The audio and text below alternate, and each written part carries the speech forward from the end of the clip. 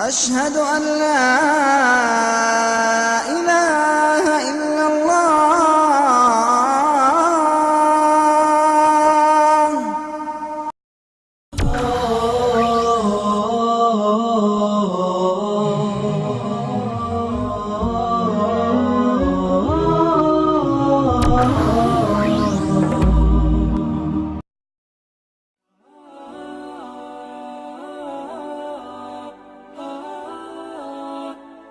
ہمارے آج کے مہمان اور مقرر شیخ صہیب احمد مدنی، اللہ تعالیٰ نے اپنے پیغمبر ابراہیم علیہ السلام کو حکم دیا، اپنے بیٹے کی گردن پہ چھری چلا دو۔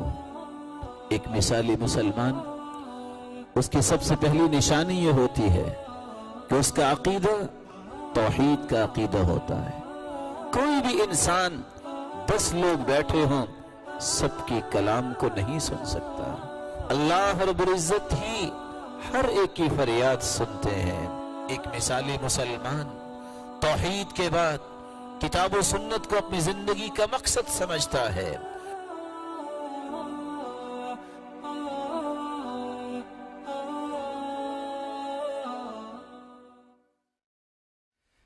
قابل احترام بزرگوں اور میرے بھائیوں اور بہنوں،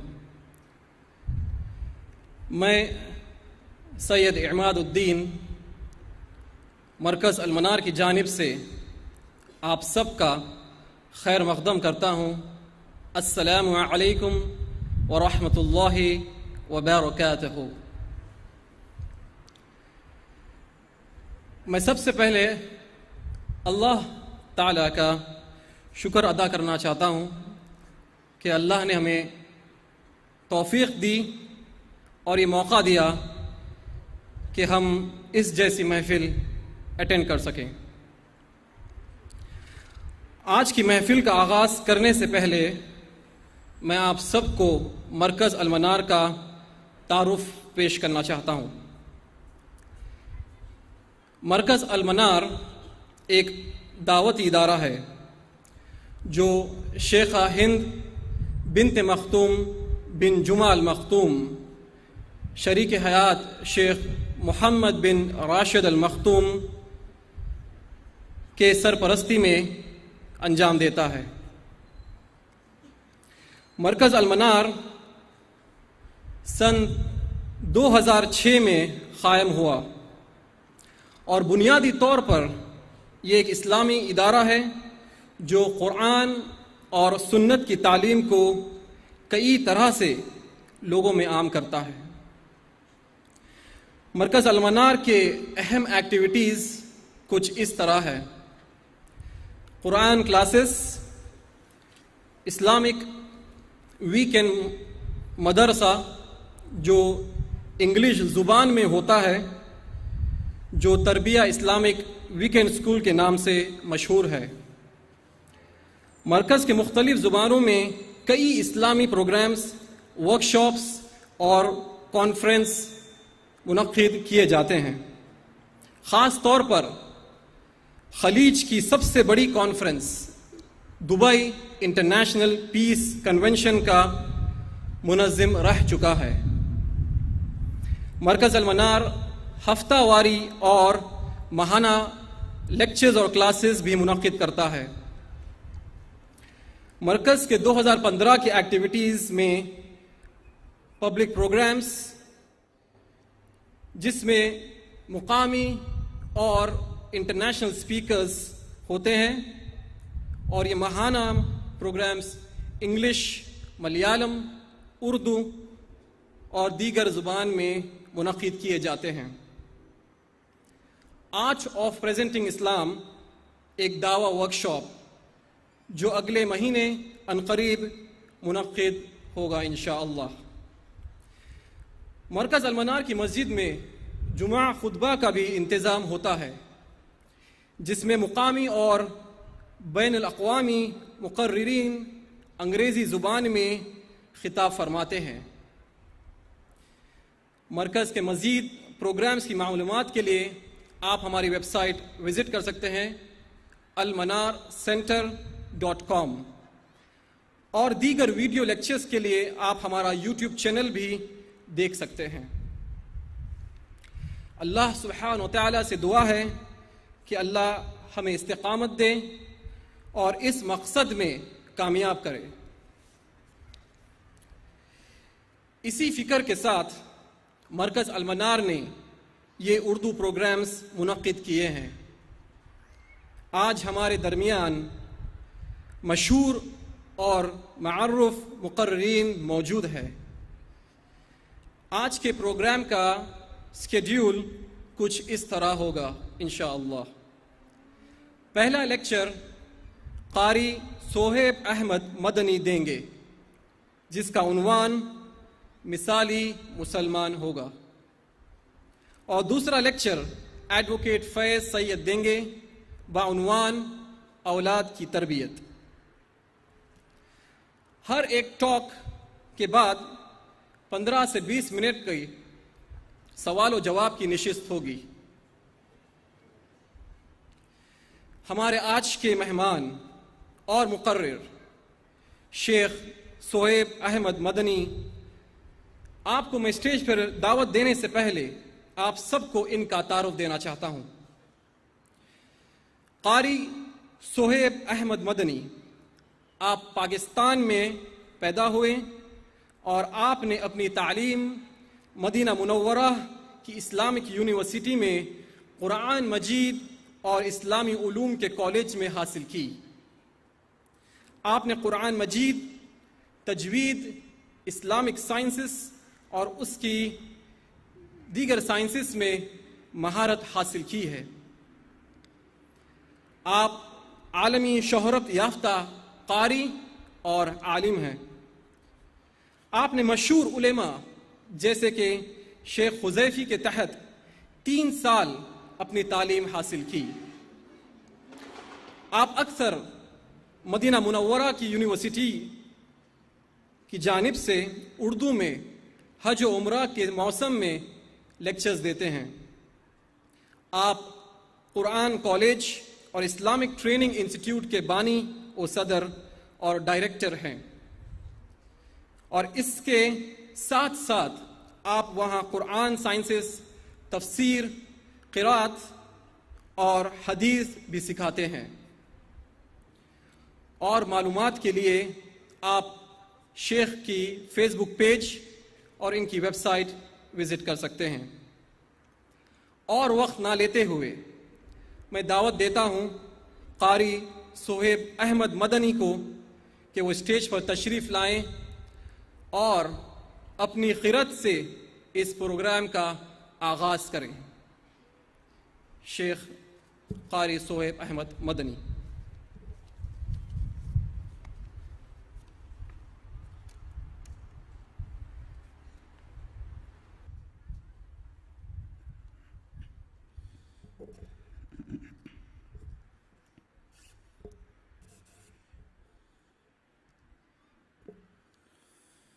أعوذ بالله من الشيطان الرجيم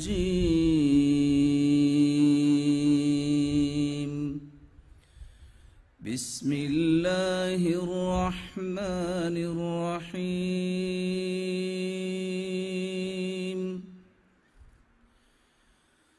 آمن الرسول بما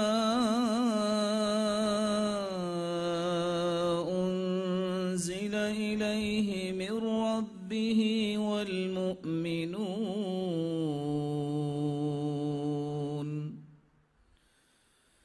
كل آمن بالله وملائكته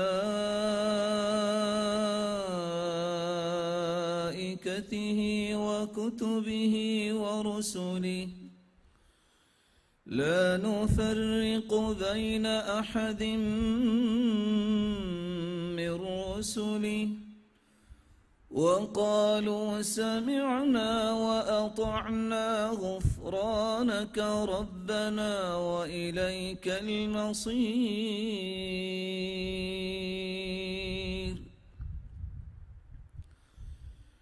لا يكلف الله نفسا إلا وسعها لها ما كسبت وعليها ما اكتسبت ربنا لا تؤاخذنا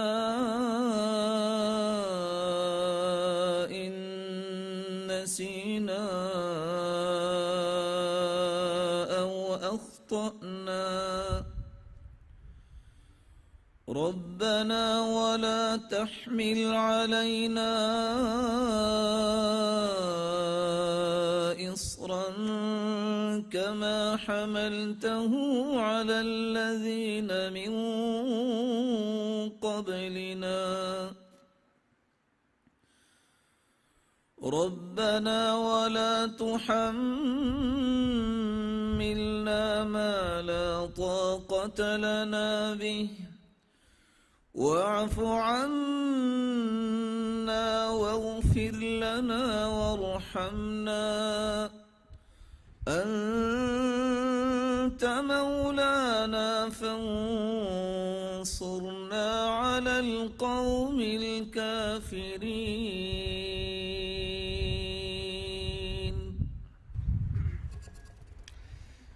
جزاک اللہ خیرن شیخ. میں شیخ سے گزارش کروں گا کہ وہ اپنی ٹاک، اپنا لیکچر مثالی مسلمان پر آغاز کریں.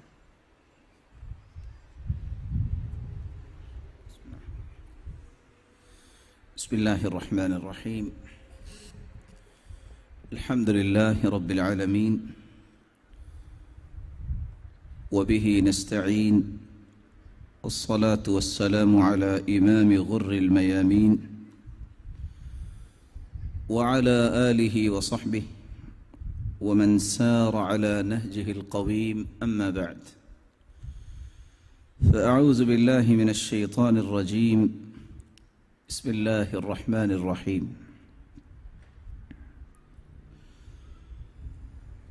وإن تعدوا نعمة الله لا تحصوها إن الإنسان لظلوم كفار وقال الحق سبحانه وتعالى إن الدين عند الله الإسلام. انتہائی قابل قدر لائق ست تکریم سامعین مکرم، اللہ رب العزت ہم سب کے خالق و مالک ہیں، اور اللہ رب العزت نے ہماری رشد و ہدایت کے لیے نوشتہ ہدایت قرآن مجید کو نازل کیا ہے. اور سب سے بڑا احسان ہادی و مرشد محمد الرسول اللہ صلی اللہ علیہ وسلم کو بنا کے بھیجا، جنہوں نے اپنی قوم و ملت کو اس انداز سے تربیت دی کہ وہ قوم، وہ معاشرہ رہتی دنیا تک ایک مثالی معاشرہ بنا. اللہ رب العزت نے انسان کو دو چیزوں کا مرکب بنایا ہے. ایک انسانی جسم ہے جس کو مالک الملک نے مٹی سے پیدا کیا ہے، اور اس جسم کی نشو و نما کے لیے اس کی تمام تر ضروریات کا بندوبست بھی اللہ نے مٹی سے کیا ہے. دوسری چیز، اس جسم کے اندر اللہ تعالیٰ نے روح کو داخل کیا. روح چونکہ آسمانوں سے اللہ تعالیٰ نے بھجوائی، اس کی نشو و نما کے لیے اس کی غذا کا بندوبست بھی اللہ نے آسمانوں سے کیا. مٹی سے بنایا گیا ہے جسم، اگر اس کی غذا کا خیال نہ کیا جائے تو یہ بیمار ہو جاتا ہے. اسی طرح اگر روح کی غذا کا خیال نہ کیا جائے تو روح بھی بیمار ہو جاتا ہے. اور یہ ایک حقیقت ہے کہ انسان کا جسم جتنا بھی طاقتور ہو، توانا ہو، خوبصورت ہو، اگر روح کا رشتہ اس سے ٹوٹ جائے تو اس جسم کی کوئی قیمت نہیں ہوتی. اس سے پتہ چلا اصل قیمت انسان کی روح کی ہے، اور روح کی غذا اللہ تعالیٰ نے وحی کو بنا کے بھیجا ہے، اور وہی اللہ رب العزت کی کلام ہے، قرآن مجید ہے، اور رسول اللہ صلی اللہ علیہ وسلم جو اس قرآن کو متعارف کروانے والے ہیں، ان کے فرامین مبارکہ، ان کی روشنی میں زندگی گزارنے والا اپنے روح کی صحیح پرورش کرتا ہے۔ آج کی اس خوبصورت مجلس میں ہماری گفتگو کا محور ہوگا ایک مثالی مسلمان، اور اس کی زندگی کے کون کون سے گوشے ایسے ترتیب ہونے چاہیے جس کو اللہ رب العزت پسند فرما لے۔ اسلام فرما برداری کا نام ہے، اسلام مطیع ہونے کا نام ہے، اسلام اپنے آپ کو اللہ کے حوالے کر دینے کا نام ہے۔ اللہ رب العزت نے اپنے پیارے پیغمبر ابراہیم علیہ السلام کو جب یہ حکم دیا تھا کہ وہ مطیع ہو جائیں، مسلمان ہو جائیں، تو کس انداز سے ابراہیم علیہ السلام نے اور ان کے بیٹے اسماعیل علیہ السلام نے اطاعت، فرما برداری اور اپنے آپ کو حوالے کرنے کا ثبوت دیا۔ اللہ رب العزت قرآن مجید میں فرماتے ہیں، اذ قال له ربه اسلم قال اسلمت لرب العالمین، جب اللہ رب العزت نے حکم دیا اسلم، مطیع ہو جاؤ، مسلمان ہو جاؤ، قال اسلمت لرب العالمین، میں رب العالمین کے سامنے جھک گیا، میں نے اپنے آپ کو حوالے کر دیا۔ اللہ رب العزت نے پھر ایک مثال پیش کی دنیا کے سامنے کہ یہ ہے اسلام کا اصل معنی، یہ ہے اسلام کی اصل حقیقت، اگر کسی کی سمجھ میں آ جائے۔ قرآن مجید میں اللہ رب العزت فرماتے ہیں، اسماعیل علیہ السلام جو ہی ایسے ایام میں پہنچے کہ جب بیٹا والد کو بہت پسند آتا ہے، بہت اچھا لگتا ہے، اللہ رب العزت نے آزمائش کی اور اسی بیٹے کو قربان کرنے کا حکم جاری کیا۔ فلما بلغ معه السعي قال يا بني إني أرى في المنام أني أذبحك فانظر ماذا ترى قال يا أبت افعل ما تؤمر ستجدني إن شاء الله من الصابرين فلما أسلما وتله للجبين وناديناه أن يا إبراهيم قد صدقت الرؤيا إنا كذلك نجزي المحسنين۔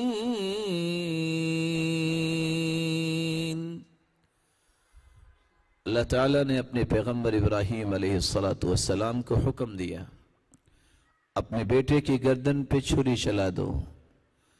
اطاعت دیکھیے، اپنے آپ کو اللہ کے حوالے کرنے کا معنی دیکھیے۔ باپ گردن کاٹنے کے لیے تیار ہے اور بیٹا گردن کٹوانے کے لیے تیار ہے۔ جب اس طرح ایمان کی کیفیت بن جائے تو پھر اللہ رب العزت اپنے ان بندوں کو ضائع نہیں کرتا۔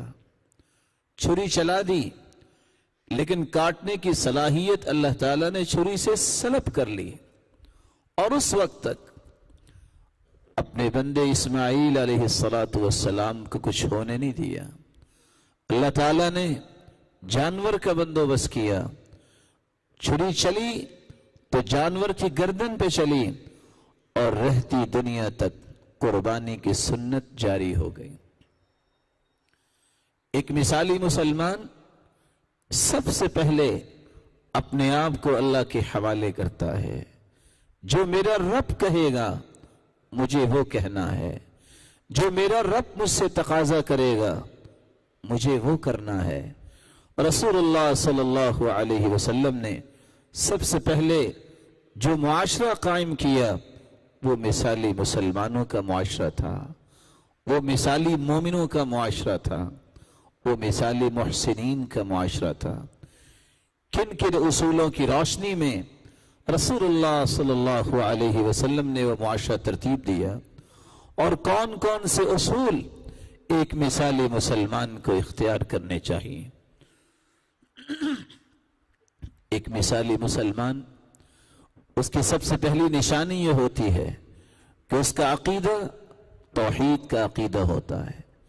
توحید جس کے لیے اللہ تعالیٰ نے انسانیت کو پیدا کیا، عبادت جو تخلیق کا اصل مقصد ہے. رسول اللہ صلی اللہ علیہ وسلم نے سب سے پہلے اسی کا پیغام دیا، اور سب سے پہلے دعات کو جب بھیجا تو فرمایا کہ تمہارا پیغام بھی پہلا یہی ہونا چاہیے. ان اول ما تدعوهم الیہ شہادت ان لا الہ الا اللہ وان محمدا رسول اللہ. سب سے پہلا پیغام گواہی دیں کہ اللہ کے علاوہ کوئی عبادت کے لائق نہیں. ایک مثالی مسلمان توحید کو اپنا شعار سمجھتا ہے، توحید کو اپنی زندگی کی سعادت کا سب سے بڑا اصول سمجھتا ہے. ایک مثالی مسلمان یہ کہتا ہے میرا جھکنا، میرا دعا کرنا، میرا رجوع، میرا توکل، میری قربانی، الغرض ہر قسم کی عبادت اگر لائق ہے تو اللہ رب العزت کے لائق ہے. رسول اللہ صلی اللہ علیہ وسلم پہ اللہ رب العزت نے قرآن مجید کو نازل کیا. ایک مثالی مسلمان یہ کہتا ہے کہ غوث اعظم ہر ایک کی فریاد سننا یہ صرف اللہ رب العزت کا کام ہے. کوئی بھی انسان 10 لوگ بیٹھے ہوں سب کی کلام کو نہیں سن سکتا، تمیز نہیں کر سکتا کون کیا کہہ رہا ہے. یہ رب العالمین ہی ہے. واختلاف السنتکم والوانکم، جس نے مختلف زبانیں پیدا کی. کوئی عربی میں بات کر رہا ہے، کوئی اردو میں بات کر رہا ہے، کوئی انگلش میں بات کر رہا ہے. سب کی اللہ رب العزت سنتے بھی ہیں اور عطائیں بھی کرتے ہیں. أَمَّن يُجِيبُ الْمُضْطَرَّ إِذَا دَعَاهُ وَيَكْشِفُ السُّوءَ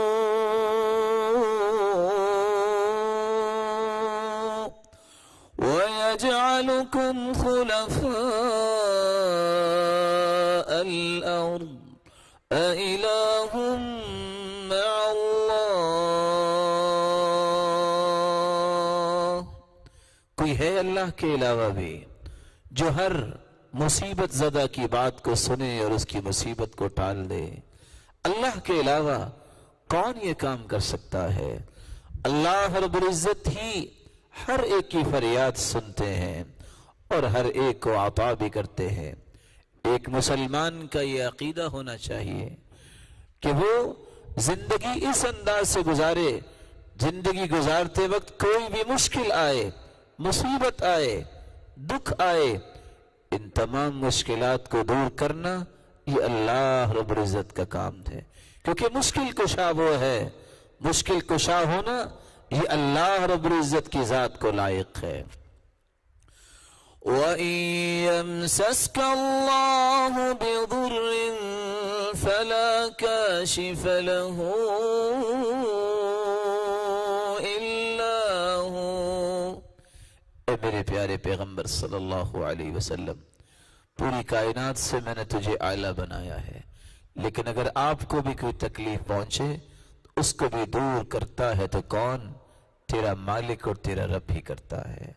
ایک مثالی مسلمان، اس کا عقیدہ یہ ہوتا ہے کہ جس طرح اللہ رب العزت غوث اعظم بھی ہیں، مشکل کشا بھی ہے، غریب نواز، امیروں کو نوازنا، غریبوں کو نوازنا، یہ اللہ کا کام ہے۔ خود قرآن مجید اس بات کی گواہی دیتا ہے، یا ایہا الناس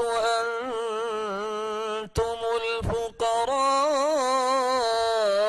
الى اللہ واللہ هو الغنی الحمید۔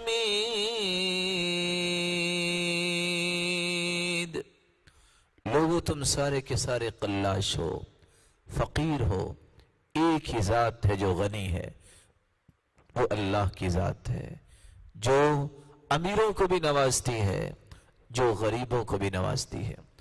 ایک مثالی مسلمان، اس کا یہ عقیدہ ہوتا ہے کہ اولاد کی نعمت اللہ رب العزت ہی دیتے ہیں، کیونکہ داتا وہ ہے، وہی بیٹے دیتا ہے، وہی بیٹیاں دیتا ہے۔ قرآن مجید اس بات کی گواہی پیش کرتا ہے، يَهَبُ لِمَن يَشَاءُ إِنَاثًا وَيَهَبُ لِمَن يَشَاءُ الذُّكُورَ أَوْ يُزَوِّجُهُمْ ذُكْرَانًا وَإِنَاثًا وَيَجْعَلُ مَن يَشَاءُ عَقِيمًا۔ اللہ جس کو چاہے بیٹیوں سے نواز دے، جس کو چاہے بیٹوں سے نواز دے، اور جس کو چاہے دونوں نعمتوں سے نواز دے، اور جس کو چاہے بانجھ بنا دے، کوئی اس سے پوچھ نہیں سکتا۔ اللہ رب العزت ہی خزانوں کے مالک ہے، وہی گنج بخش ہے۔ ایک مثالی مسلمان کا یہ عقیدہ ہوتا ہے کہ کائنات کے اندر جو بھی کسی کو ملتا ہے وہ اللہ کی رحمت سے ملتا ہے۔ انسان کی کوئی طاقت نہیں، انسان کی کوئی حقیقت نہیں اگر اللہ کی توفیق نہ ہو، اگر اللہ کی رحمت نہ ہو۔ قرآن مجید اس بات کی گواہی پیش کرتا ہے، وَلِلَّهِ خَزَائِنُ السَّمَاوَاتِ وَالْأَرْضِ وَلَكِنَّ الْمُنَافِقِينَ لَا يَفْقَهُونَ۔ زمین و آسمان کے خزانوں کا مالک اللہ رب العزت ہے، لیکن منافقوں کو یہ بات سمجھ نہیں آتی۔ سمجھ کیوں نہیں آتی؟ کیونکہ وہ اللہ کی طرف سے بھیجے ہوئے پیغام کو غور سے پڑھتے نہیں، سمجھتے نہیں، اس لیے اللہ رب العزت نے ان کی عقلوں پہ پردہ ڈال دیا ہے۔ اللہ رب العزت ہمیں بصیرت عطا فرمائے۔ ایک مثالی مسلمان، اس کی زندگی کا یہ اصول ہوتا ہے کہ میں اگر صراط مستقیم پہ چل سکتا ہوں، میری زندگی اور معاشرے کی زندگی میں امن اور سکون آ سکتا ہے، توحید کو اختیار کرنے سے آ سکتا ہے۔ کیونکہ قرآن مجید میں اللہ رب العزت فرماتے ہیں، الذين آمنوا ولم يلبسوا إيمانهم بظلم أولئك لهم الأمن وهم مهتدون۔ الذین آمنوا، جو ایمان لاتے ہیں، وَلَمْ يَلْبِسُوا إِيمَانَهُمْ بِظُلْمٍ، اور توحید میں کوئی خلل پیدا نہیں کرتے، شرک نہیں کرتے، یہی لوگ ہیں جن کو لیے اللہ تعالیٰ نے امن رکھا ہے، یہی وہ لوگ ہیں جن کو اللہ تعالیٰ نے ہدایت کا سرٹیفکیٹ عطا کیا ہے۔ اللہ رب العزت ہمیں زندگی کے آخری سانسوں تک توحید کی نعمت سے نوازتے رہیں، اور جب اس دنیا سے جائیں تو ہماری زبان پہ توحید کا کلمہ لا الہ الا اللہ کو جاری فرمائے۔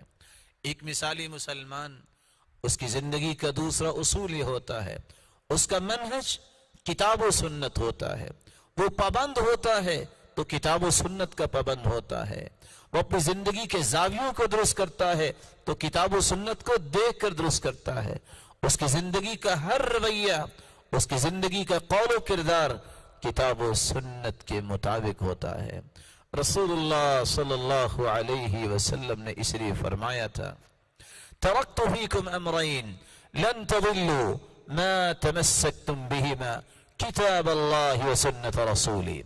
میرے صحابہ، میں دو چیزیں تمہارے پاس چھوڑ کے جا رہا ہوں، ایک اللہ کی کتاب ہے، ایک اس کے پیارے پیغمبر کا فرمان ہے اور عمل مبارک ہے۔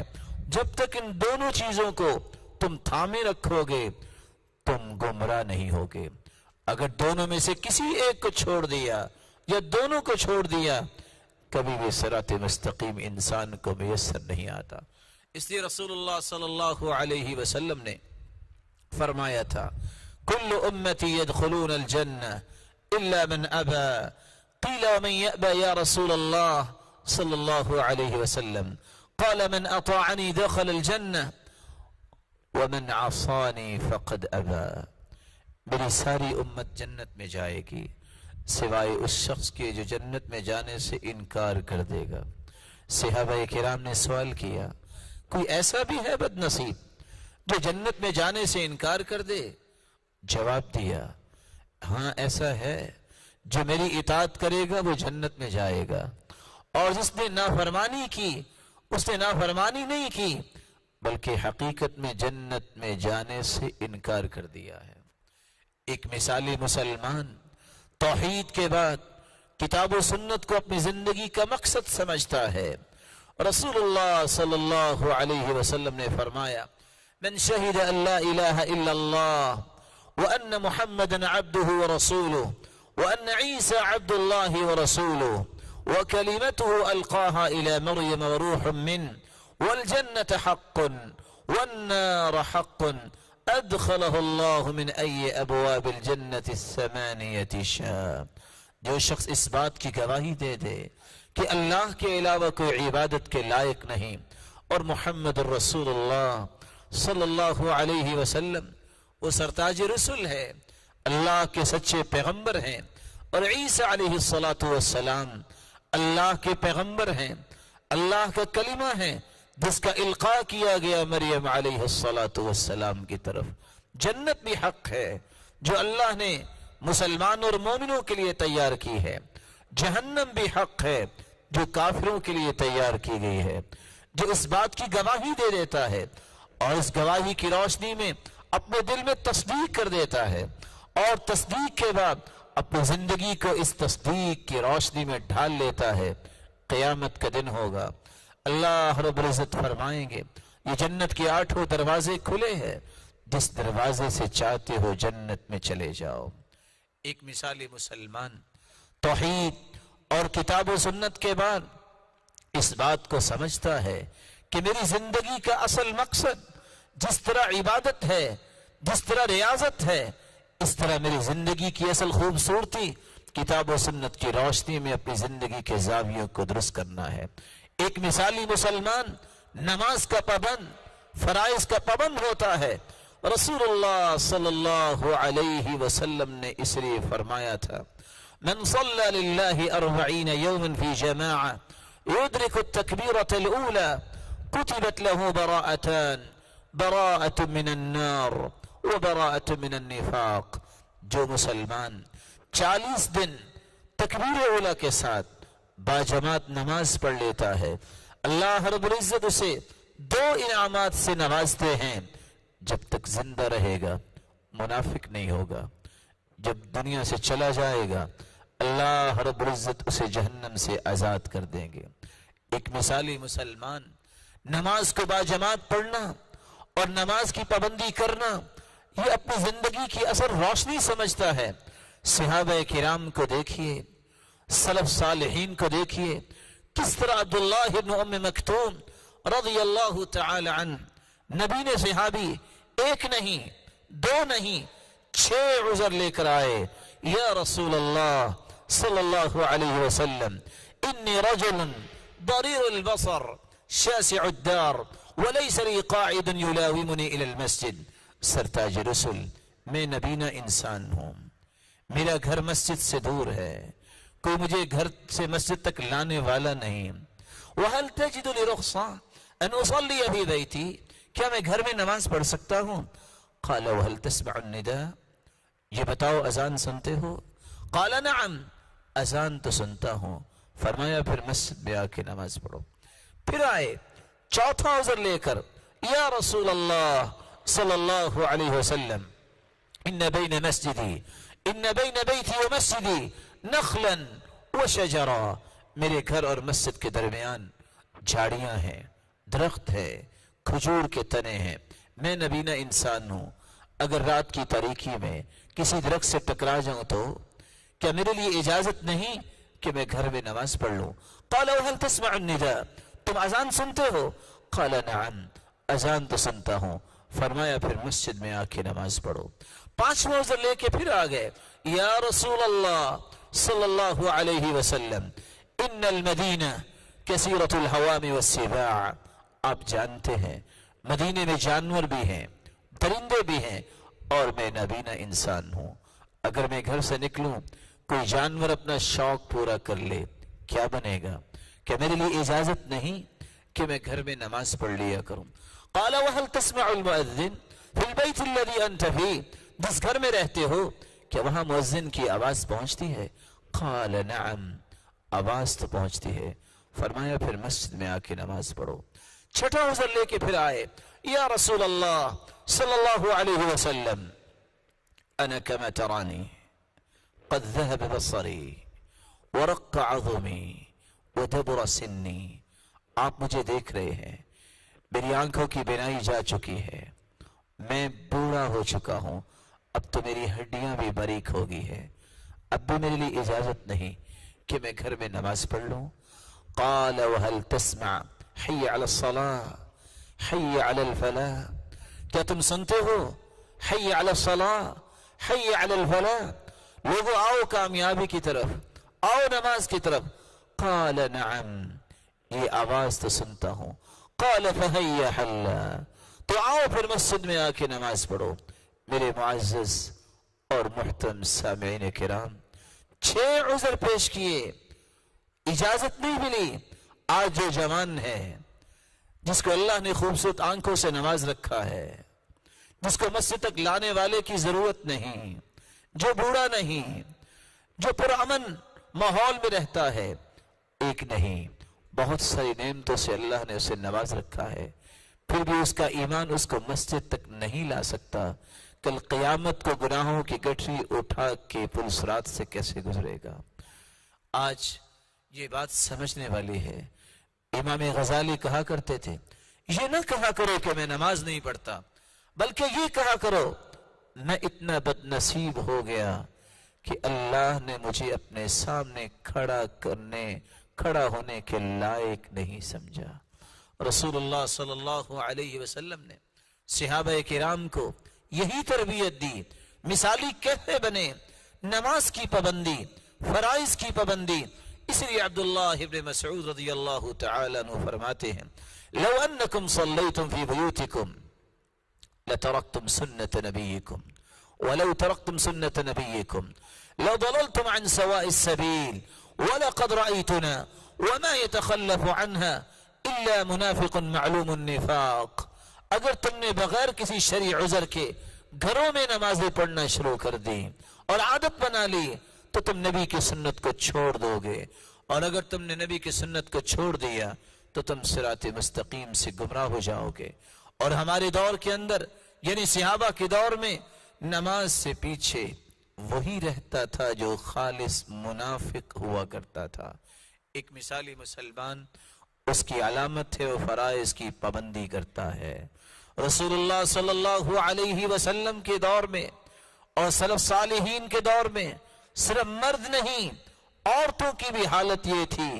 راوی روایت کرتے ہیں، عشاء کی نماز میں نے پڑھی، جب میں اسماء رضی اللہ تعالی عنہ کے پاس پہنچا، حالت یہ ہے نماز سے فارغ ہو چکی، تہجد کے لیے، قیام اللیل کے لیے اپنے آپ کو اللہ کے سامنے پیش کر چکی ہیں، قرآن پڑھ رہی ہے، سورۃ الطور کی تلاوت کر رہی ہے اور رو رہی ہے۔ میں نے سوچا ابھی نماز ختم کرتی ہیں، کچھ انتظار کر لیتا ہوں، اور وہ قرآن کی تلاوت کر رہی ہیں. فمن اللہ علینا ووقانا عذاب السموم. اللہ یہ تیرا احسان ہوگا کہ تو ہمیں آگ کے عذاب سے بچا لے. وتقرأ وتبکی، وتقرأ وتبکی، قرآن کی اس آیت کو بار بار پڑھ رہی ہے اور وہ رو رہی ہے. سلف صالحین جن کی زندگی کو اللہ نے رونق دی فرائض کی پابندی کے ساتھ. رسول اللہ صلی اللہ علیہ وسلم کے صحابہ کی حالت دیکھیے. صحابی اپنے بیٹے سے پوچھتے ہیں ادرکت معنا التکبیرۃ الاولی، کیا تم تکبیر اولا کے ساتھ نماز پڑھی؟ قال لا، بیٹے نے کہا نہیں. فبکا، صحابی رونے لگ گئے. کہا بیٹا اگر تمہیں 100 اونٹ مل جاتے اور اس کے مقابلے میں تکبیر اولا کے ساتھ تم نماز پڑھ لیتے تو 100 اونٹوں سے زیادہ مجھے اس بات کی خوشی ہوتی. ایک مثالی مسلمان عبادات فرائض کی پابندی کو اپنا شعار سمجھتا ہے. ایک مثالی مسلمان اپنے قول و کردار میں عدل کو پسند کرتا ہے، انصاف کو پسند کرتا ہے. اس کی زندگی کا مشن یہ ہوتا ہے میری کوئی حقیقت نہیں، اللہ کے دین کی سربلندی ہونی چاہیے. رسول اللہ صلی اللہ علیہ وسلم کے صحابی عمار بن یاسر رضی اللہ تعالی عنہ بیان کرتے ہیں، صحیح بخاری کی روایت ہے، ثلاثۃ من جمعہن فقد جمع الایمان. 3 چیزیں جس شخص میں آ جائیں اس نے تو پورے ایمان کو جمع کر لیا. کون سی 3 چیزیں؟ بذل السلام للعالم وبذل السلام للعالم، کسی بھی نیک انسان علم والے کو سلام کہنا اور اس کو سلام کہنا جس کو تم جانتے ہو یا جس کو تم نہیں جانتے. مسلمانوں کو سلام کہنا. والانصاف من نفسک، اور ہر وقت توازن کے ساتھ، اعتدال کے ساتھ، عدل کے ساتھ، انصاف کے ساتھ گفتگو پیش کرنا. اپنے عمل کو اپنے عدل کے تابع کر لینا. وہ عدل جس کو اللہ تعالیٰ نے کائنات میں نازل کیا ہے اس عدل کی روشنی میں اپنی زندگی کے زاویوں کو بنا لینا. اور تیسری بات والانفاق من الاقتار، انسان کی جیسی بھی حالت ہو اللہ کی راہ میں خرچ کرنے والا ہو. یہ 3 باتیں جس شخص کے اندر آ جائے اس نے پورے ایمان کو جمع کر لیا. دیکھیے صحابہ کرام رضی اللہ عنہم و ارضاہم کی زندگیوں کو. ماں سے بڑھ کے کون ہوتا ہے؟ اس سے بڑی نعمت کیا ہو سکتی ہے؟ لیکن سعد رضی اللہ تعالی عنہ جب ماں نے کہا اگر تم نے دین کو نہ چھوڑا تو میں آج کے بعد کھانا نہیں کھاؤں گی اور اسی طرح اپنے آپ کو موت کے حوالے کر دوں گی. فَيُعَيِّرُونَكَ يَا قَاتِلَ أُمِّهِ، لوگ آپ کو تانا دیں گے اور کہیں گے ماں کے قاتل کیسے تم زمین پہ چل پھر رہے ہو.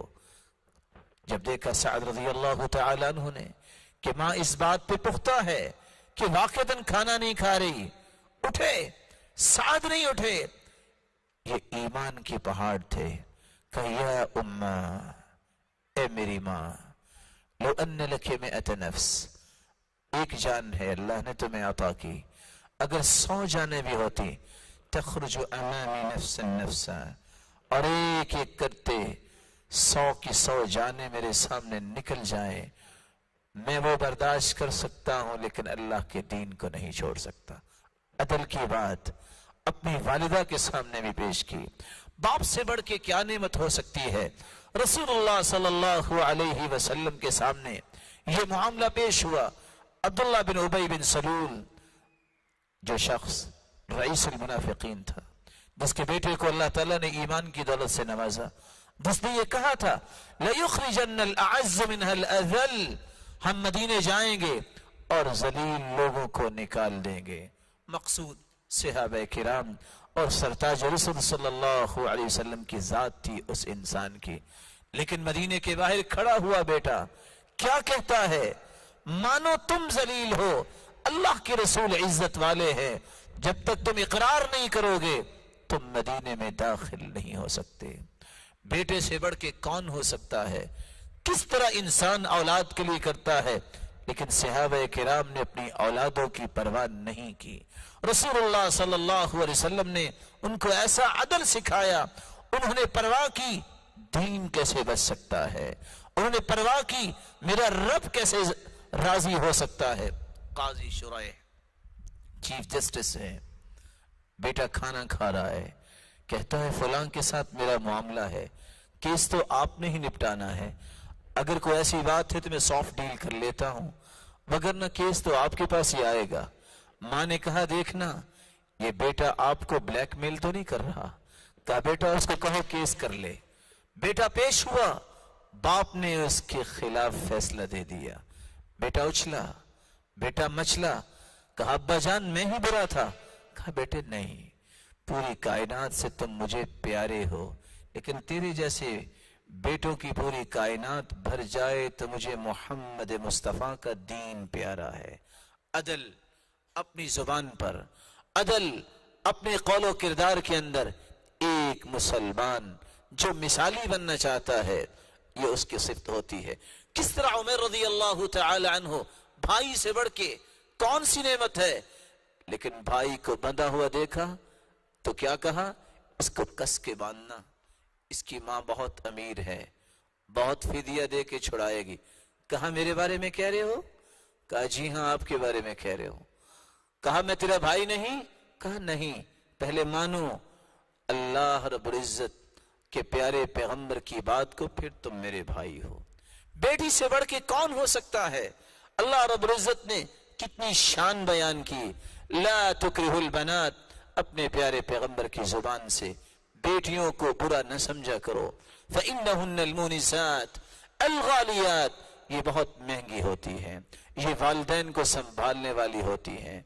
लेकिन रसूलुल्लाह सल्लल्लाहु अलैहि वसल्लम ने फरमाया लौ अन्न फातिमत बिन्त मुहम्मदिन सरक़त लक़तअतु यदहा, अगर मेरी बेटी फातिमा भी चोरी करे तो मैं उसका भी हाथ काट दूंगा। रसूलुल्लाह सल्लल्लाहु अलैहि वसल्लम ने मिसाली मुसलमान तैयार किए। उनकी जिंदगी का चौथा ये हदफ था कि हमने अदल, तवाज़ुन, इसको नहीं छोड़ना। रसूलुल्लाह सल्लल्लाहु अलैहि वसल्लम ने सहाबा किराम को ये बात समझा दी थी, मा मिन मुस्लिमिन यसूमु यौमा इल्ला बअदल्लाहु बिदालिकल यौम वजहुहु अनिन नारि 70 खरीफा।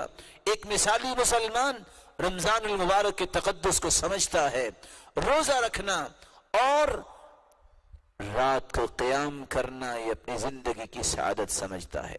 एक रोजा अल्लाह की राह में जो रखता है, फर्ज की बात भी नहीं हो रही, नवाफिल की बात हो रही है।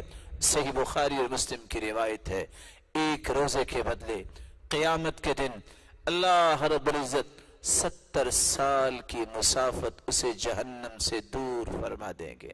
एक मिसाली मुसलमान अपने माल को बाबरकत बनाने के लिए, अपने माल को पाक करने के लिए, अपने माल को मजीद बढ़ाने के लिए, अपने माल को समरावर बनाने के लिए ज़कात देने को शिआर समझता है। क्योंकि रसूलुल्लाह सल्लल्लाहु अलैहि वसल्लम ने फरमाया मन आताहु अल्लाहु मालन फलम युअद्दि ज़काता मुस्सिल लहु शुजाअन अक़रा लहु ज़बीबतन युतव्विक़ुहु यौमल क़ियामा सुम्मा यअख़ुज़ु बिलहिज़मतैन यानी शिदक़ै सुम्मा यक़ूलु अना कंज़ुक अना मालुक। जिसको अल्लाह ने माल दिया हो फिर वो ज़कात अदा नहीं करता, क़यामत का दिन होगा ये माल एक सांप की शक्ल इख्तियार कर लेगा, ऐसा सांप जिसके सर के बाल उड़ चुके होंगे, लिअजली सुम्मी ही, उसकी जहर की वजह से अगर वो दुनिया में फूंक मार दे तो दुनिया में हरियाली खत्म हो जाए। जो उसकी बाछों को पकड़ेगा और कहेगा अना कंजुका अना मालुका, मैं वो तेरा माल हूं, मैं वो तेरा खजाना हूं जिससे तुम ज़कात नहीं दिया करते थे। एक मिसाली मुसलमान अपनी जिंदगी में ये ख्वाहिश रखता है कि कब ये ख्वाहिश पूरी हो, मैं अल्लाह के घर जाऊं, मैं उम्रा करूं, मैं हज करूं। क्योंकि रसूलुल्लाह सल्लल्लाहु अलैहि वसल्लम ने फरमाया मन हज्ज फलम यरफुस वलम यफसुक रजअ कयौम वलदत उम्मु, जो हज करता है और नाफरमानी नहीं करता, अरकान भी पूरे करता है اور اللہ رب العزت کے سامنے اپنے آپ کو پیش کرتا ہے، کسی برائی میں ملوث نہیں ہوتا، جب وہ گھر واپس آتا ہے تو اس حالت میں آتا ہے جسے آج ہی دنیا میں آیا ہے، اس کی والدہ نے آج ہی اسے جنا ہے، اس کا کوئی گناہ نہیں ہوتا، اللہ رب العزت سب معاف کر دیتے ہیں۔ اس لیے فرمایا تابعوا بین الحج والعمرہ فإنہما ینفیان الفقر والذنوب كما ينفي الكير خبث الحديد والذهب والفضة۔ بار بار حج عمرے کیا کرو، بار بار حج عمرہ کرنے سے انسان کی فقیری کو اللہ توڑ دیتے ہیں اور تونگر بنا دیتے ہیں، گناہوں کو اللہ رب العزت معاف کر دیتے ہیں بلکہ نیکیوں میں تبدیل فرما دیتے ہیں۔ ایک مثالی مسلمان اپنے والدین کی عزت، اپنے والدین کی خدمت، اپنے والدین کے ساتھ احسان کرنا اپنا فرض سمجھتا ہے۔ رسول اللہ صلی اللہ علیہ وسلم سے جب سوال کیا گیا کہ والدین کا ہم پہ حق کیا ہے، فرمایا ہما جنتک و نارک، وہ دونوں تیرے لیے جنت ہیں یا جہنم ہے۔ والدین کی عزت، ان کی اطاعت، نیکی کے اندر ان کے ساتھ احسان اتنا بڑا عمل ہے۔ رسول اللہ صلی اللہ علیہ وسلم نے فرمایا دخلت الجنہ فسمعت قراءة، میں جنت میں داخل ہوا، میں نے قرآن مجید کی تلاوت سنی، فقلت من هذا، میں نے پوچھا یہ کون ہے جو قرآن کی تلاوت تو زمین پہ کر رہا ہے، اس کی آواز سے جنتی محظوظ ہو رہے ہیں۔ جواب ملا حارثة بن النعمان وكان أبر الناس بأمه كذلكم البر كذلكم البر وكان أبر الناس بأمه۔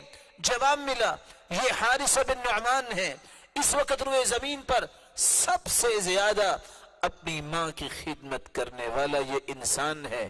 قرآن کی تلاوت تو زمین پہ بیٹھے کر رہا ہے اور اس کی تلاوت سے جنتی محظوظ ہو رہے ہیں۔ نوجوان یہ بات سمجھ جائے کہ والدین بہت بڑی نعمت ہوتے ہیں۔ آج کا نوجوان چند حروف پڑھنے کے بعد یہ کہتا ہوا نظر آتا ہے کیا کریں، ہم نے بھی اپنے بچوں کا فیوچر بنانا ہے، یہ تو مصیبت بن گئے، اب ہم کیسے ان کے ساتھ رہ سکتے ہیں۔ سن لیجئے صحیح بخاری مسلم کی روایت کو، والدین تو مصیبتوں کو دور کرنے کا ذریعہ ہے۔ رسول اللہ صلی اللہ علیہ وسلم کے صحابی فرماتے ہیں بینما ثلاثة نفر يمشون فأخذهم المطر فآووا إلى غار فانحطت عليهم صخرة من الجبل فانطبقت عليهم، تین لوگ جا رہے ہیں، بارش آئی، بھاگتے ہیں، غار میں چھپ جاتے ہیں، ایک پتھر گرتا ہے، غار کا منہ بند کر دیتا ہے، تینوں پریشان ہیں، اب کیسے آزادی ملے؟ کیا کہتے ہیں انظروا اعمالا عملتموها صالحة للہ، جو اللہ کے لیے عمل کیا آج اللہ کے سامنے پیش کرو، اللہ تمہیں نجات دیں گے۔ ہر ایک نے اپنا اپنا عمل پیش کیا۔ ایک شخص کیا کہتا ہے اے میرے مالک تو جانتا ہے میں جب بھی دودھ گھر میں لاتا پہلے والدین کو پلاتا، ایک دن میں لیٹ ہو گیا، جب میں آیا فوجدتهما نائمین، میں نے دیکھا کہ والدین سو رہے ہیں، کرہت ان اوقظهما من نومهما، میں نے انہیں جگانا پسند نہیں کیا، اور میں نے اس بات کو بھی پسند نہیں کیا کہ اپنے بچوں کو پہلے پلاؤں۔ الصبیۃ یتزاغون عند قدمی، میرے بچے میری ٹانگوں کے ساتھ لپٹتے رہے لیکن میں نے دودھ نہیں دیا۔ فلم یزل دأبی ودأبهم حتی طلع الفجر، صبح ہو گئی میں نے اسی طرح ان کو سلا دیا، سب سے پہلے صبح میں نے اپنے والدین کو دودھ پلایا۔ اے اللہ اگر تیری رضا کے لیے میں نے یہ کام کیا ہمیں نجات دے دے۔ اللہ کے حکم سے پتھر وہاں سے ہٹا اور تینوں کو اللہ نے آزادی سے نواز دیا۔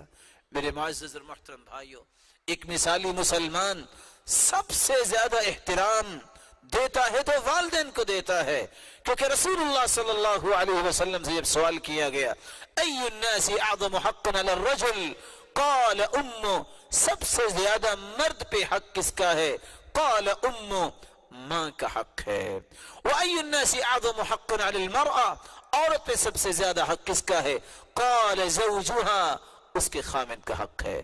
رسول اللہ صلی اللہ علیہ وسلم نے اس لیے فرمایا رضا الرب فی رضا الوالدین وسخط الرب فی سخط الوالدین، اپنے رب کو راضی کرنا ہے والدین کو راضی کرو، اپنے رب کو ناراض کرنا ہے تو والدین کو ناراض کرو گے تو تمہارا رب بھی تم سے ناراض ہو جائے گا۔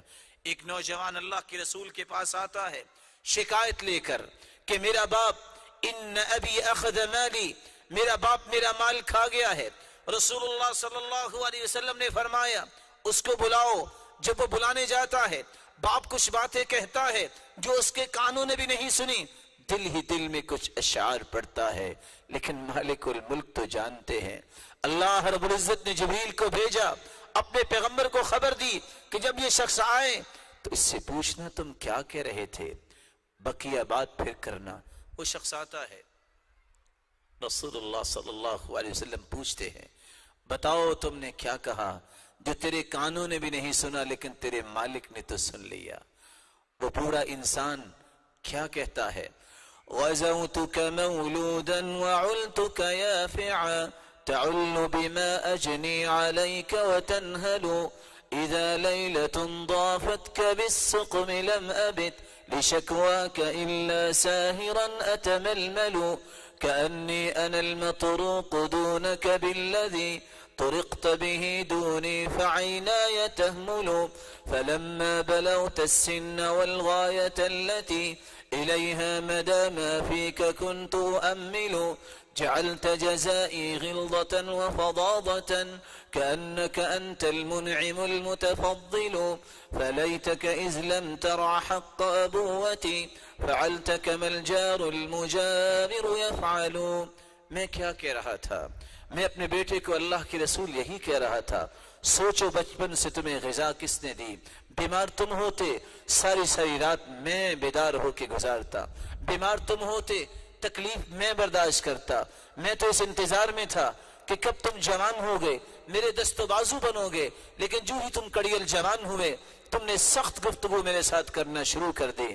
ہائے کاش تم مجھے باپ نہیں سمجھتے تھے تو نہ سمجھتے۔ ایک پڑوسی بھی اچھے پڑوسی کے ساتھ سلوک کرتا ہے تو مجھے پڑوسی ہی سمجھ لیتے۔ اس وقت رسول اللہ صلی اللہ علیہ وسلم نے اس بچے کے گریبان سے پکڑا اور فرمایا انت ومالک لابیک، تم اور تیرا مال تیرے باپ کا ہے۔ ایک مثالی مسلمان جہاں والدین کی خدمت کو اپنی زندگی کی سب سے بڑی سعادت سمجھتا ہے، اپنے گھر کو بھی خوبصورت بناتا ہے۔ خیرکم خیرکم لأہلی وانا خیر لأہلی، تم میں بہترین وہ ہے جو اپنے گھر والی کے معاملے میں بہتر ہے۔ رسول اللہ صلی اللہ علیہ وسلم نے فرمایا میں اپنے گھر والوں کے معاملات میں بہت بہتر ہوں۔ رسول اللہ صلی اللہ علیہ وسلم نے تو یہاں تک فرمایا ما اطعمت زوجتك فهو لك صدقہ وما اطعمت ولدك فهو لك صدقہ وما اطعمت خادمك فهو لك صدقہ وما اطعمت نفسك فهو لك صدقہ۔ تم اپنے بچوں پہ خرچ کرتے ہو، اپنی بیوی پہ خرچ کرتے ہو، اپنے خادم پہ خرچ کرتے ہو یا اپنی جان پہ خرچ کرتے ہو۔ اگر تمہاری نیت یہ بن جائے میں نے رب کو راضی کرنا ہے، قیامت کا دن ہوگا یہ چاروں مدات میں خرچ کیا گیا مال تمہارے نام اعمال میں بطور صدقہ لکھا ہوا ہوگا۔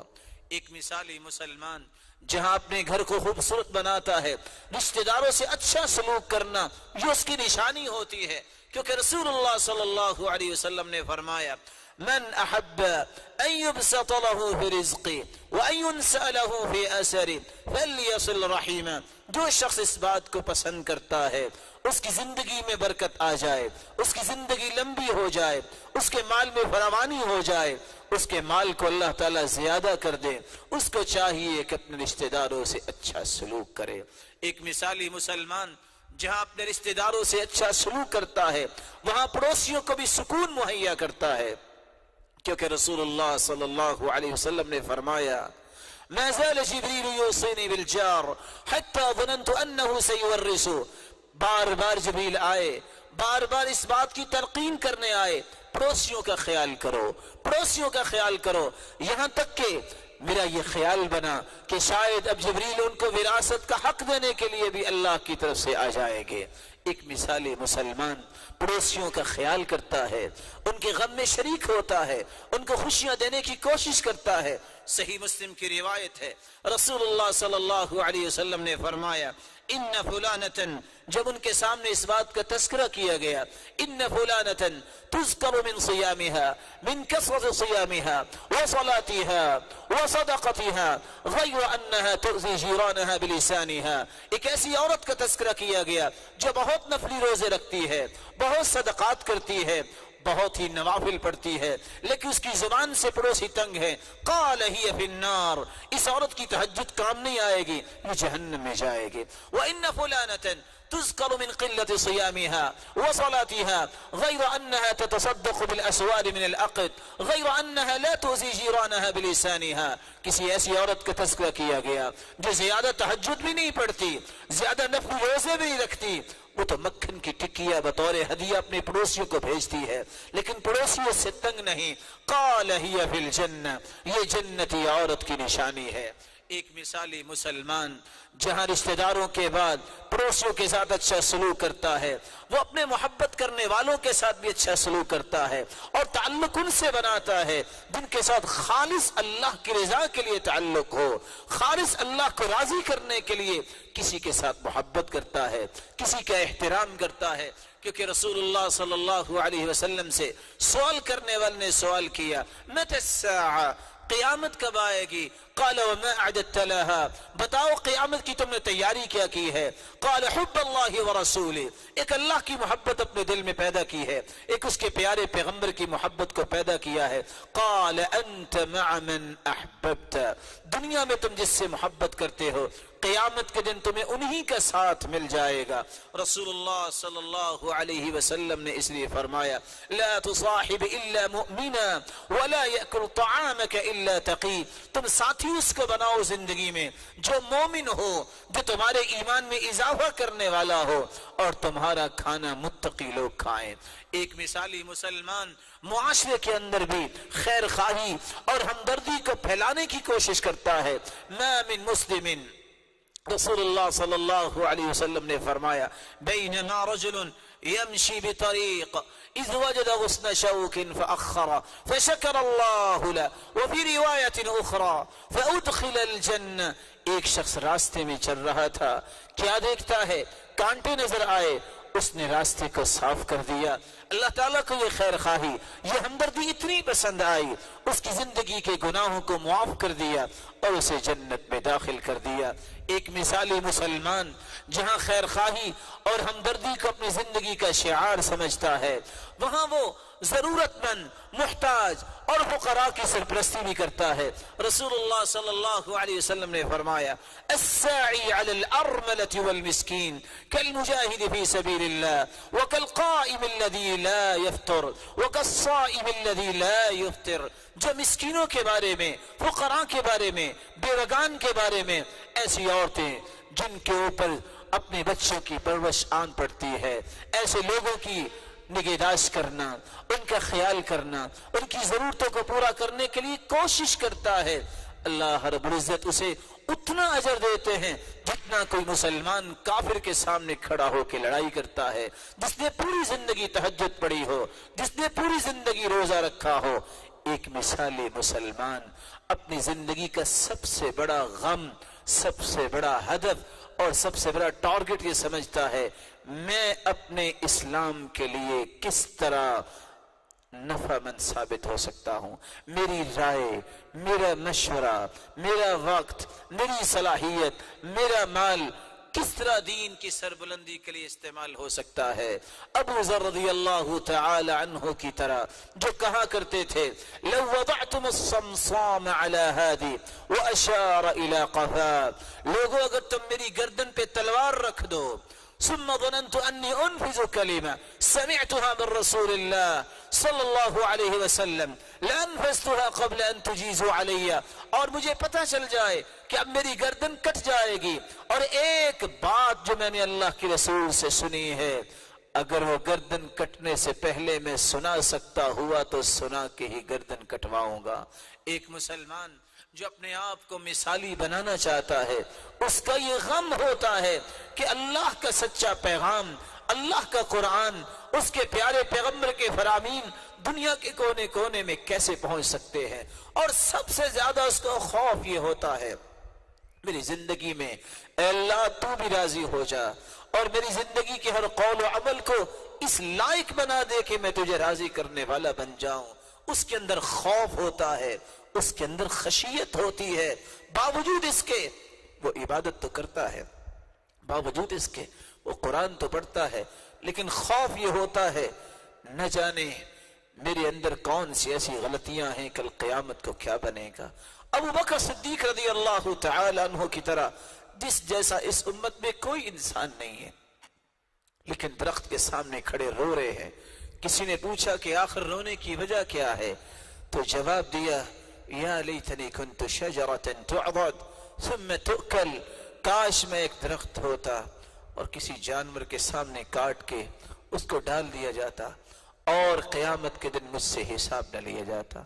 عمر رضی اللہ تعالی عنہ کی طرح خوف ایک مثالی مسلمان میں ہوتا ہے، جو اتنے بڑے جرنیل تھے، 22 لاکھ مربع میل کے فاتح، لیکن دھاگے کو پکڑتے ہیں، اخذت ابنا، اور پکڑ کے رونے لگ جاتے ہیں اور کہتے ہیں یا لیتنی کنت تبنا، کاش میں ایک دھاگا ہوتا، میرا قیامت کو حساب نہ ہوتا۔ مثالی عورت، مثالی مسلمان عورت ایسی عورت ہوتی ہے جس کے اندر خوف ہو تو عائشہ جیسا رضی اللہ عنہا، جس کے ہاتھ میں درخت کا پتا ہے اور رو رو کر اپنا دوپٹہ انہیں بھگو لیا ہے۔ پوچھنے والی پوچھتی ہے مومنوں کی ماں، آخر اتنا رونے کی ضرورت کیا ہے، وجہ کیا ہے؟ قالت یا لیتنی کنت ورقۃ من هذه الشجرہ، کاش میں بھی ایک درخت کا پتا ہوتی اور کوئی جانور کھا لیتا، قیامت کو میرا حساب نہ ہوتا۔ یہی وجہ ہے عبداللہ ابن مسعود رضی اللہ تعالی عنہ نے جب چرواہے سے کہا تھا ایک جانور مجھے دے دو، کہا میرے مالک نے منع کیا ہے، کہا تم قیمت لے لو، اور مالک کون سا دیکھ رہا ہے، تم کہنا بھیڑیا کھا گیا ہے، کہا میرا مالک تو نہیں دیکھ رہا، لیکن میرے مالک کا مالک تو دیکھ رہا ہے۔ یہ خوف، یہ مراقبت الہی ایک مثالی مسلمان میں ہوتی ہے۔ آخری بات میرے معزز اور محترم سامعین کرام، ایک مثالی مسلمان با حیا ہوتا ہے، وقار کی زندگی، متانت، سنجیدگی کی زندگی، ادب و آداب کی زندگی کو پسند کرتا ہے۔ رسول اللہ صلی اللہ علیہ وسلم نے فرمایا تھا الحیاء کلہ خیر، حیا ساری کے سارا خیر ہی ہے، الحیاء لا یاتی الا بخیر، حیا خیر ہی لاتا ہے۔ رسول اللہ صلی اللہ علیہ وسلم کے صحابی عبداللہ بن مسعود رضی اللہ تعالی عنہ اس لیے کہا کرتے تھے لوگو الایمان عریان ولباسہ الحیاء، ایمان بے لباس ہے، اس کو اگر لباس پہنانا ہے تو اپنے اندر حیا پیدا کر لو، وزادہ التقوی، اگر اس ایمان کو امیر بنانا چاہتے ہو تو تقوی اختیار کر لو۔ کہنے والے نے سچ کہا کہ انسان جب تک حیا کے ساتھ رہتا ہے اس کی زندگی بابرکت رہتی ہے۔ فلا والله ما في العيش خير ولا الدنيا إذا ذهب الحياء، يعيش المرء ما استحيا بخير ويبقى العود ما بقي اللحاء، إذا لم تخش عاقبة الليالي ولم تستحي فاصنع ما تشاء، اگر تمہیں قبر یاد نہیں، قبر کی اندھیر کوٹری یاد نہیں، تو ہر گناہ تمہارے لیے آسان ہے۔ اللہ کی قسم اس زندگی میں کوئی خیر نہیں، اس انسان میں کوئی خیر نہیں جس کے اندر حیا نہیں۔ جس طرح درخت کے پتے جب تک باقی رہتے ہیں، جس طرح درخت ہرا بھرا اس وقت تک رہتا ہے جب تک اس کا چھلکا باقی رہتا ہے، انسان کا ایمان بھی اس وقت تک ہرا بھرا رہتا ہے جب تک حیا رہتی ہے۔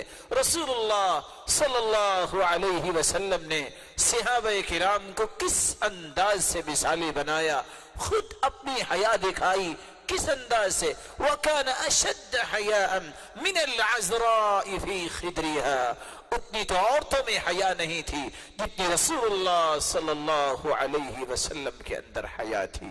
ایک مثالی مسلمان اپنے آپ کو ادب و آداب کا پابند بناتا ہے۔ عبداللہ بن المبارک رحمت اللہ علیہ کہا کرتے تھے من ترک فضول الکلام، جو لغویات سے پرہیز کر لیتا ہے، منح الحکمہ، اللہ رب العزت اس کی زبان پہ حکمت و دانائی کو جاری کر دیتے ہیں۔ ومن ترک فضول النظر منح الخشوع، اور جو اپنی نظروں کی حفاظت کر لیتا ہے اللہ رب العزت اسے خشوع کی نعمت سے نواز دیتے ہیں۔ ومن ترک فضول الطعام، جو اپنے آپ کو حلال کھانے پر ہی رکھتا ہے، حرام سے بچتا ہے، منح لذت العبادہ، اس کی عبادت میں اللہ رب العزت لذت پیدا فرما دیتے ہیں۔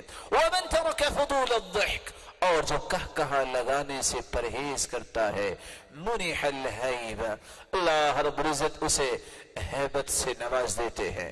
رسول اللہ صلی اللہ علیہ وسلم نے فرمایا تھا کہ جبریل میرے پاس آئے اور آ کر یہ کہنے لگے، عش ما شئت فإنک میت، اے اللہ کے پیارے پیغمبر، جب تک آپ کی زندگی ہے آپ نے زندہ رہنا ہے، آخر اللہ کے پاس جانا ہے۔ وَأَحْبِبْ مَنْ شِئْتَ فَإِنَّكَ مُفَارِقُ، دنیا میں آپ جس سے محبت کرتے ہیں ایک مرتبہ تو فراق ہوگا۔ وَعْمَلْ مَا شِئْتَ فَإِنَّكَ مَجْزِيٌ بِهِ، آپ جو بھی عمل کر رہے ہیں، امت کو سبق دیا جا رہا ہے، اسی کا ہی بدلہ ملے گا قیامت کے دن۔ وَاعْلَمْ أَنَّ شَرَفَ الْمُؤْمِنِ قِيَامُهُ بِاللَّيْلِ وَعِزُّهُ اسْتِغْنَاؤُهُ عَنِ النَّاسِ، ایک مسلمان مثالی اللہ کے ہاں اس وقت بنتا ہے جب تہجد گزار بنتا ہے، جب بھی اس کی نظریں اٹھتی ہیں، ہاتھ اٹھتے ہیں تو اللہ کی طرف اٹھتے ہیں۔ یہی بات عمر رضی اللہ تعالی عنہ نے سمجھائی تھی، إِنَّا كُنَّا أَذَلَّ قَوْمٍ فَأَعَزَّنَا اللَّهُ بِالْإِسْلَامِ فَمَهْمَا نَطْلُبُ الْعِزَّ بِغَيْرِ مَا أَعَزَّنَا اللَّهُ أَذَلَّنَا اللَّهُ، لوگوں ہم ذلیل ترین قوم تھے، اللہ نے ہمیں اسلام کی وجہ سے عزت دی ہے، اگر ہم نے اسلام کو چھوڑ کر کسی اور طریقے سے عزت لینا چاہی ہم دوبارہ ذلیل ہو جائیں گے۔ آج وہ وقت ہے کہ ہم سب اس مثالی مسلمان کی بات یاد رکھیں جس نے اسلام کو قبول کیا۔ 8 سالہ بچہ علی رضی اللہ تعالی عنہ، جب اللہ کے رسول نے فرمایا جاؤ اپنے ابا سے مشورہ کرو کہ میں اسلام کو قبول کرنے لگا ہوں، تھا تو یہ 8 سالہ نوجوان یہ مثالی مسلمان کیسے بنا؟ جواب کیا دیا، ان ربی لم یستشر ابی حین خلقنی، میرے رب نے جب مجھے پیدا کیا تو میرے ابا سے مشورہ کر کے پیدا نہیں کیا۔ آج اس رب نے جو دین بھیجا ہے اس کو قبول کرنے کے لیے ابا کے مشورے کی ضرورت نہیں۔ اللہ رب العزت ہم سب کے گناہوں کو معاف فرمائے، ہم سب کو مثالی مسلمان بنائے اور ان تمام صفات کو اپنے اندر پیدا کرنے کی توفیق عطا فرمائے۔ الہ العالمین ہم سب کو ایسے قول و عمل کی توفیق عطا فرما جس سے ہم تیرے پاس جب جائیں تو تو راضی ہو چکا ہو۔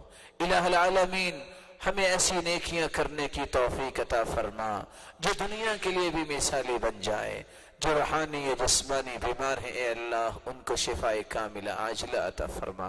الہ العالمین جو دین سے دور ہیں ان کو قریب فرما، جن کے دلوں میں شبہات ہیں وساوس ہیں اے اللہ ان کو طمانینت نصیب فرما، جو صاحب اولاد ہیں ان کی اولادوں کو نیک بنا، ان کے اولادوں کو دست و بازو بنا، صدقہ جاریہ بنا، اور جو اولادوں کی نعمت سے محروم ہیں ان کی جھولیوں کو بھی بارونق بنا۔ جس طرح آج دین کے لیے ہمیں جمع کیا ہے اے اللہ ہمیں جنت الفردوس میں جمع فرما۔ وآخر دعوانا ان الحمد للہ رب العالمین۔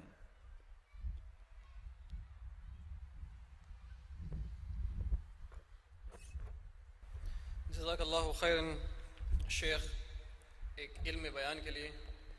اللہ ہم سب کو ان باتوں پر عمل کرنے کی توفیق عطا فرمائے۔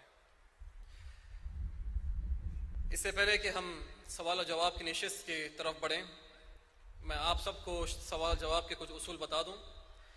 بھائیوں کی طرف ایک مائک لگا ہوا ہے جو بالکل میرے سامنے سیدھا یہاں پر ہے، اور بہنوں میں بھی ایک مائک کا انتظام کیا گیا ہے۔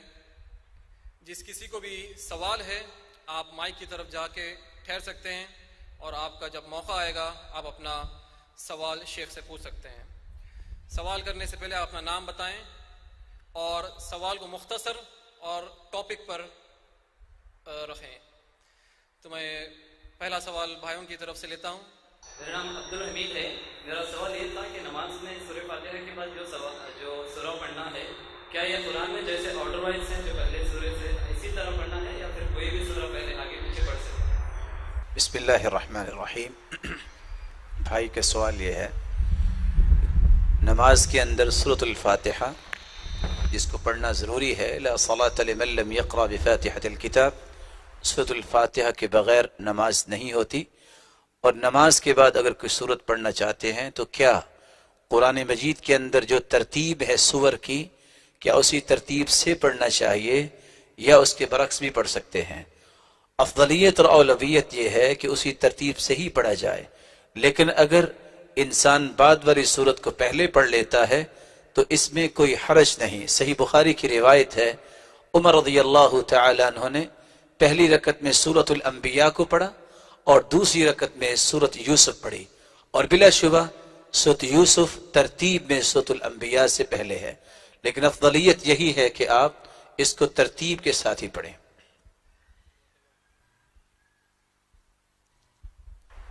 جزاک اللہ خیر. اگلا سوال ہم بہنوں کی طرف سے لیں گے. السلام علیکم. I'm sorry اگر میرا سوال اسٹوپڈ لگے تو، لیکن I'm a bit confused. ایک مسلمان اور ایک مومن میں کیا ڈفرنس ہوتا ہے بائی ڈیفینیشن، اور ایک منافق اور مشرک میں کیسے ڈفرینشیٹ کریں گے؟ بسم اللہ الرحمن الرحیم. مسلمان جب انسان زبان سے اقرار کرتا ہے تو اس کو اللہ کی وحدانیت کا، اللہ کے فرشتوں کا، کتابوں کا، انبیاء کا اور تقدیر کی اچھائی اور برائی کا، تو یہ ایک مسلمان ہوتا ہے. لیکن جب اس نے دل سے تصدیق کر دی تو پھر یہ مومن بن جاتا ہے. اور جب اپنی زندگی کو اللہ کے حوالے کر دے اور ایکسیلنس کے درجے پہ چلا جائے تو اس کو محسن بولتے ہیں. مسلمان، مومن اور محسن، یہ تین ہی ٹرمز استعمال ہوتی ہیں. لیکن جب صرف اسلام کا لفظ بولا جائے تو اس سے مراد مومن بھی ہوتا ہے. اور جب یہ دونوں اکٹھے آ جائیں، مسلمان اور مومن، اسلام اور ایمان، اذا اجتمعا تفرقا واذا تفرقا اجتمعا، تو پھر ہر لفظ کا اپنا اپنا معنی ہوتا ہے. اسلام کا وہاں معنی ہوگا گواہی دینا، ظاہری اقرار، اور ایمان کا معنی ہوگا باطنی اقرار کے دل سے بھی اس نے تصدیق کر دی. ایمان یہ اسلام سے بہتر درجہ ہے، اور آخری درجہ جو ہے وہ احسان کا درجہ ہے.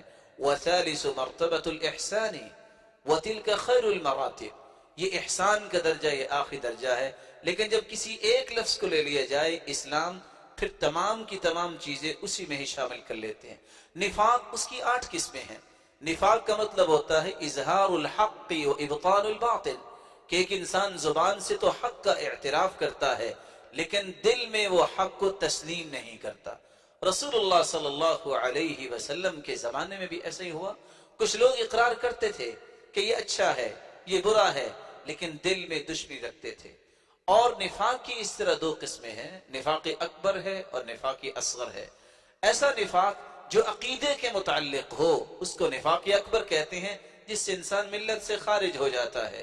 جس طرح انبیاء کے دین کو ناپسند کرنا اور انبیاء علیہ السلام کو نعوذ باللہ جھوٹا قرار دینا، یہ ایسے امور ہیں جو صرف نفاق نہیں بلکہ انسان دین سے خارج ہو جاتا ہے.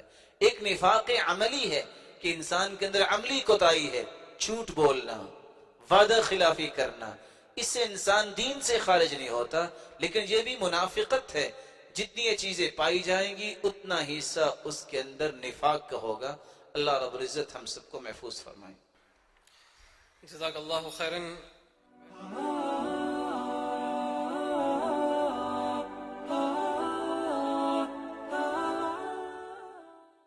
صلی اللہ علی محمد صلی اللہ علیہ وسلم.